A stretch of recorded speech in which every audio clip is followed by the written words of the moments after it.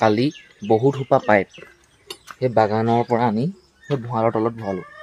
ভঁৰালৰ তলত আৰু অলপমান পাইপ ফুৰি পেলাইছে, এডাল, দুডাল, তিনিডাল, চাৰিডাল আৰু 8-9ডালমান পাইপ ফুৰি পেলাইছে।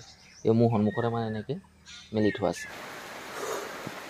বৰষুণে আহিলে, কি ক'ব, ইমান ধুনীয়া দিনটো বুলি ক'ব লাগিব এতিয়া, নাই ইমান ধুনীয়া বতৰটো এনেকুৱা খেলি কৰিছে বাৰু।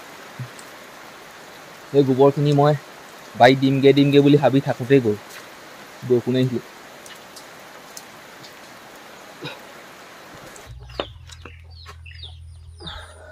নটা 46 এতিয়া সময়। সেই ৰাতিপুৱাৰ পৰা চিপ চিপকৈ বৰষুণ দিয়ে আছে। ছাগলী খেদা বৰষুণ বুলি কয়।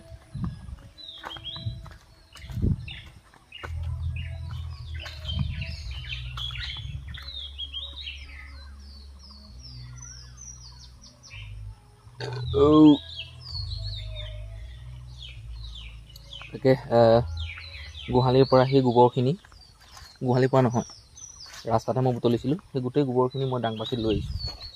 সেইখিনি মই টেঙা গছ আছে, কিবাকিবি গছ আছে, এইবোৰত দিওঁ। কোমোৰা, তিয়ঁহ গছ দিছোঁ, তিয়ঁহ গছ দিছোঁ, কুন্দুলি গছ, কোমোৰা গুটিও দিছোঁ। এতিয়া দিওঁ ধুনীয়াকৈ।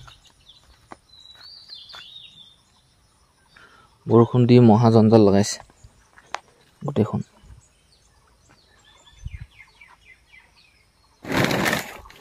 আপোনালোকে হালধি গছ কেনেকৈ ৰুৱেও?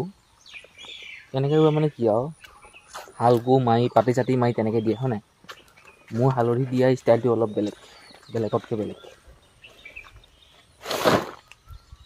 সেই ৰাতিপুৱা ঘৰত দিছিলোঁ নহয়, সেই বাইছ এখন লৈ আহিছিলোঁ, হালধি মোনাটো আছে, বস্তাটো আছে, চাপটো মাৰিম আৰু হালধি এডোখৰ দি যাম, চাপটো মাৰিম, হালধি এডোখৰ দি যাম। ৰ'ব দিওঁ আপোনালোকক চাওক, আচৰিত খাব। হালধি যে এনেকৈ দিব পাৰে নেকি? হালধি যেনেকৈ দিলেও হয়, যেনেকৈ নিদিলেও হ'বই।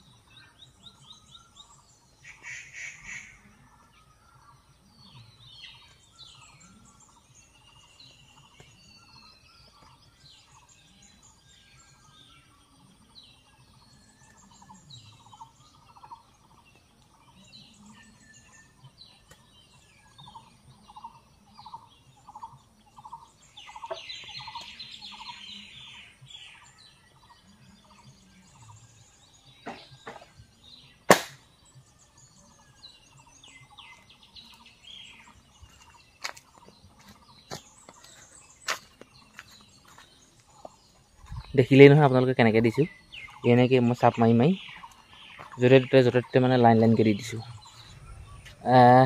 কাম অলপমান কৰিলোঁ দেই নকৰা নহয় মনে মনে কাম অলপ কৰিলোঁ সেই অলপমান আগতে সেইকেইটা কুন্দুলি হেন্দালিখন আছে এই মুখৰ আগত থকাখন মানে কি এইখন নতুনকৈহে দিছোঁ বাৰু সেইখিনি মানে পুৰণা হেন্দালিখন আছে সেইখনৰ খুটা এটা ভাগি আছিলে সেইটো বদলি কৰিলোঁ তাৰপিছত এইখিনিতো একেই ভাতকেৰেলা হেন্দালিখন আছিলে ইয়াতো খুটা এটা বেয়া হৈ আছিলে এইটো বদলি কৰি দিয়া নাই ঠেকা চেকা দি অলপ ঠিক কৰি থৈছোঁ তো ঘৰলৈ ৰাতিলৈ খাবলৈ কুন্দুলি 4টা সেই যিজোপা গছত মই এতিয়া খুটা ঠিক কৰিছিলোঁ তাত পালোঁ আৰু হাতী ভেকুৰী কেইটামান লৈ লৈছোঁ এই আজি ৰাতি আহাৰ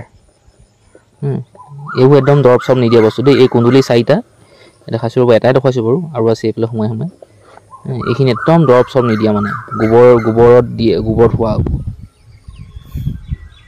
মানে এনে হোৱা নিচিনাকৈ হৈছে এইবোৰ মানে একো দেহা ক্ষতি নকৰে এইখিনি লৈ যাওঁ ঘৰলৈ ময়ো যাওঁগৈ বহুত সময় হ'ল ভৰি চৰি ধুই বা গা পা ধুই হ'লেও একদম ফ্ৰেছ হৈ যাওঁ